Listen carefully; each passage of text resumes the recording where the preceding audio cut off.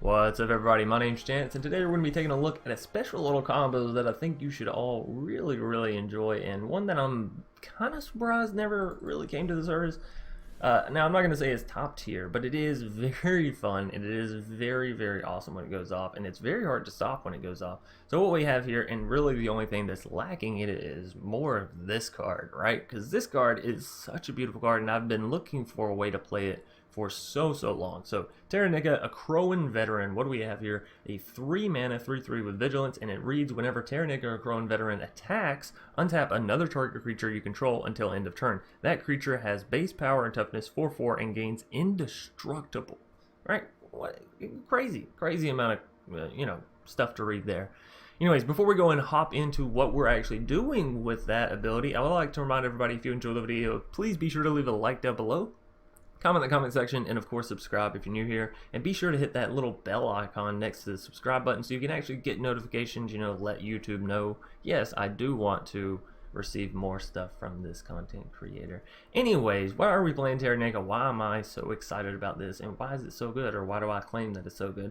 So we have some Fervent Champions here. We have Paradise Druids, we have Gilded Gooses. Now the Paradise Druids are going to be ramping us up alongside the Gilded Gooses for these Embercleaves that we're going to be playing, as well as being the target creatures for Taranika to untap, turn into 4/4s, give them indestructible, all that good stuff. Fervent Champion is just a solid creature in any Embercleave deck, as well as being able to build on itself, get in a lot of early damage for basically the free ski, right? You play a Fervent into another Fervent and a Gilded Goose, you're dealing 4 damage, plus you have the ramp from the Goose. Things are just looking very nice for you. Now we have 2 copies of Infuriate and 4 copies of Giant Growth. Giant Growth is a little bit better than Infuriate, as it does give you the extra life, but I wanted 6 copies of this 1 mana plus 3 attack spell, right? So that's basically what we're going for here. And the idea, right, the concept for this that I sort of worked around was that on turn 4, right, theoretically turn 3, you get down Taranika. Turn 2, you get down Paradise Druid. Let's say you get a common curve out, right? This was where we were going from the start. So you get down the Paradise Druid, turn 2. You get down Taranika, turn 3. Turn 4, you swing in with Taranika and the Paradise Druid, and your Embercleave now only costs 4, right? You have 4 mana down, and this is assuming you curve out, which we're playing 24 lands, so you should theoretically curve out. So you swing in with the Taranika, you swing in with the Paradise Druid, you're swinging for 7 damage base there, right? Because the Paradise Druid becomes a 4/4, and you have the Embercleave, which you can now pay for, which makes the Paradise Druid a 5/5. And you also have the 1 mana from the Paradise Druid being untapped to now add on a Giant Growth, which makes her an 8/8, right? With double strike. And you also have a Taranika swinging in for 3 damage, which isn't, whatever. But that's 19 damage total. 16 from the Paradise Druid, 3 damage from the Taranika, and this is on turn 4. 19 damage, turn 4. So, let's say that turn 1 that I didn't really mention anything about, you had a Fervent Champion. Boom, dead. Opponent, turn 4, smashed.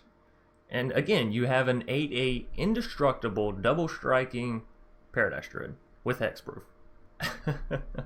So that was sort of the idea going into this deck, right? I was like, I don't want to make this work. And I will say this, it would be a ton better with 4 copies of Taranika, but since we are coming up on a new set, I'm not spending my rare wild cards. If y'all have this card, though, I highly recommend checking this deck out. It's such a fun deck. Now, around this shell of what I just talked about, we have some Bonecrusher Giants, right? They work very well with Embercleave. They're great removal. It's a 4/3 for 3 mana, so it's just all in all a very solid card. It's like a shock meets a efficient creature. Anyways, 4 copies of Light Up the Stage, and I really enjoy this card in decks, even like this, where you have the potential of losing an End-Raze and Finale, and we'll get to that in a minute. But still fantastic. Even if you lose the cards, okay, so what? You tried. Now, rarely ever / never have I just absolutely lost both cards that I hit with Light Up the Stage. Generally, you'll hit a land, or you'll hit a creature, or you'll hit something. Even if you hit an Embercleave, and you lose one of your Embercleaves, that is the worst case scenario. But more than likely won't happen, and you still have 2 turns to get to your Embercleave, so just act like you never saw it. It's okay. It's like when you scry something to the bottom, okay? You just never saw it. Go with that mentality. Anyways, 3 copies of Embercleave. We've already mentioned it a ton in this deck. And now we're down here to the end. The Finale of Devastation and End-Raze Forerunners. 2 cards of which I actually have a question for all of you about. I kept thinking and kept thinking, like, okay, so the Taranika combo, obviously fantastic. It sounds great. When it works, boom, right? But what happens when it doesn't work and you just have these Go-To-Gooses and you just have these Paradise Druids and you just have a fuck ton of mana? So then I was like, well, let's do a payout for that, like an in-game sort of thing. Now, Finale is great for 2 reasons. One, you can dive in and get your Taranika for 5 mana, either from the graveyard or from your deck. So if all else is failing, you have your Finale, you can hit her, right? Now, it's going to slow down the combo, and obviously this combo works by 1 being quick, right? Because Taranika is only a 3/3, and once you get into having bigger creatures on your opponent's side of the board, it gets a little bit hard to manage swinging in with all your different stuff. Now, another thing to be said, if your Taranika plus your Paradise Druid is swinging in, and your Paradise Druid has Indestructible obviously already, equipping your Embercleave to your Taranika so she lives is not a bad idea. But back to this, yeah, 2 in-game payouts, right? If you get there. You don't mind if you light up the stage to End-Raze and you get rid of it because it's whatever, you know? But yeah, if y'all can think of better payouts for these 2 cards, I would love to hear them. Now, obviously, the combo gets better if you go up with 1 extra Taranika, so you could possibly cut 1 out there. But yeah, I want something to do with all that mana just in case, you know? Anyways, that's going to do it for our deck tech or deck breakdown. Now, I don't have all of the shock lands, but I do think that with the shock lands, this deck gets a million times better because it really, really works well with having a good curve of mana, right? Anyways, all that being said and out of the way, we are going to go and hop right into our matches. G-Talk. I think that's how that would be said. You don't really want the End-Raze in your starter hand, I will say that. But if we can draw into a Taranika, we have a decent supply to get in the damage we want to get in. We'll see. We shall see. I would want to hit a Taranika and an Embercleave here. Light up the stage is alright. Our opponent's playing Orzhov. Let's see what they hit us with here. Is it going to be Orzhov Control? Smitten Swordmaster? Is it Orzhov Knights? That's a great question. Great question. So we have plenty of ammunition here between the Giant Growth and the Infuriate. It is Orzhov Knights. Interesting. We don't quite have our first striker yet. I think I am going to go ahead and light up the stage here. There's our Taranika and a Fabled Passage. Oh, fantastic. Fantastic. So there's a land guaranteed and a Taranika on our next turn. Light up stage is really good with a low curve like this, and when you're only playing 1 copy of things like End-Raze and Finale, so you don't really care too much. Alright, so their 2/1 got Indestructible. We can Giant Growth our own Paradise Druid and block with it if we want to. I say let's just take the damage. Now, them gaining life is actually the most inopportune thing here, I guess. I'm missing a word there, I know, but that's alright. So we'll get down the Fabled Passage. We'll get out some planes, I believe, so we don't have to tap our Paradise Druid quite yet, and then get down the Taranika. Now, of course, we don't have the haste we need, but that's alright. Let's see. There it is. The 1 planes I left in the deck just for this situation. Well, you know, in general, the situation of drawing a Fabled Passage. And now, we just wait. We have the Embercleave, we have the Giant Growth and the Infuriates, and we have the Taranika and the Paradise Druid. So, everything is there, right? It's a matter of getting it in now. Well, it sounds a little dirty, but y'all know what I mean. So let's hope they don't remove our Taranika. That is a key part here, key portion. No, they're just gonna get down an Erebos. Okay, alrighty, we can do this. We got this.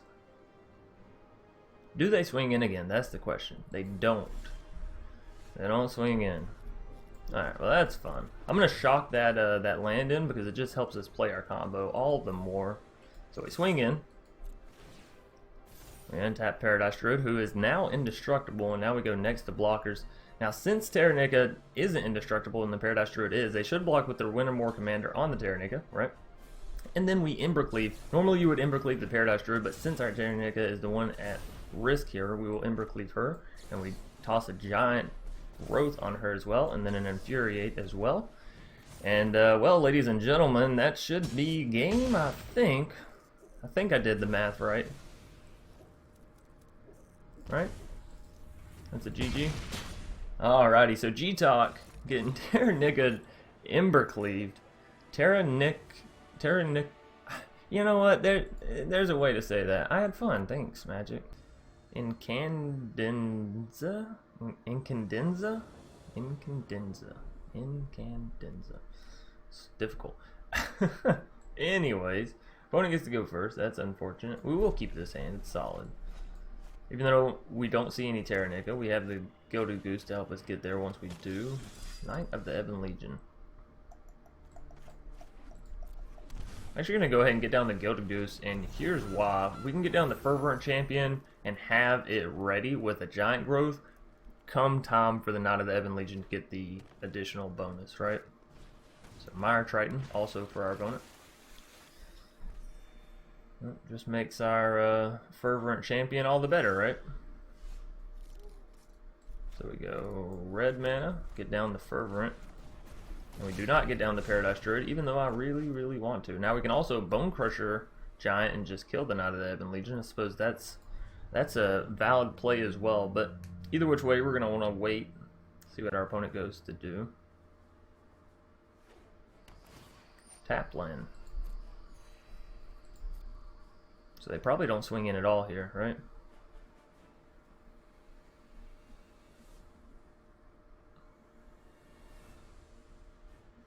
Bum bum bum bum bum. They are. They're going to swing in with the Mire Triton. Alright, so we passed a block here. And yeah, just first strike it. Since they didn't boost the Knight and they don't have the mana to, I am going to go ahead and Bonecrusher Giant with the Go-To Goose to get rid of that Knight of the Ebon Legion. I do want to go ahead and get down some white mana. If I do this, I can't light up the stage after this swing in. Ah, it's fine. That's fine, it's fine, it's fine.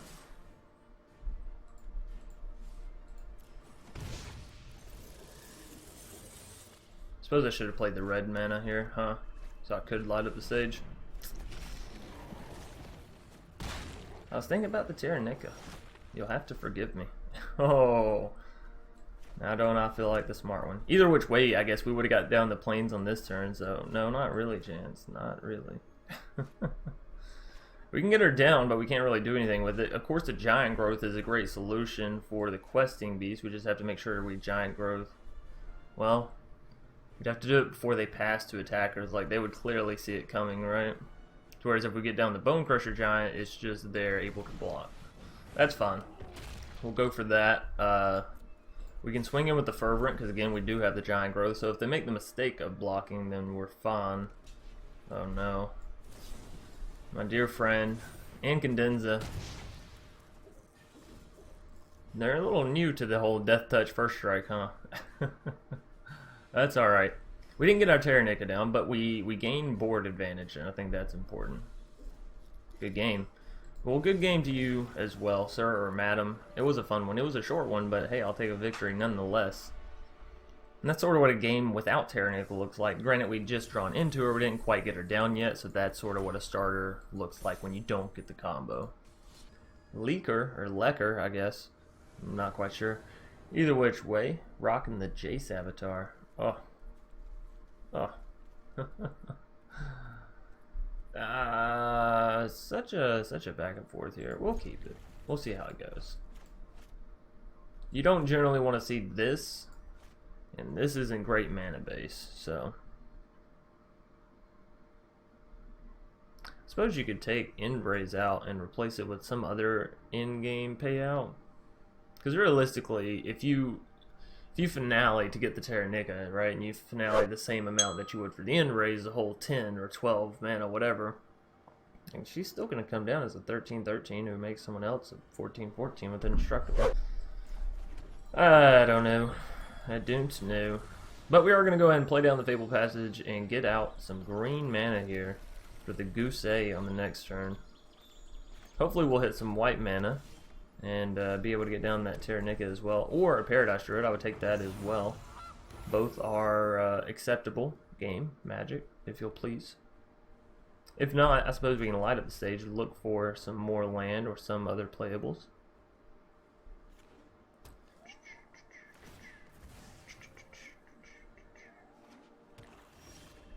Paradise Druid. Fantastic. So that'll be our Taranika come next turn.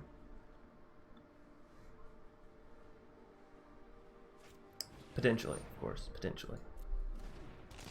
Alright, we will resolve, and I'm actually going to hold on to the End-Raze because I don't know what kind of game this is going to be. Is it going to be a long haul? Is it going to be a short one? You know, who knows? We'll see. But for now, getting rid of one light up stage, not the end of the world.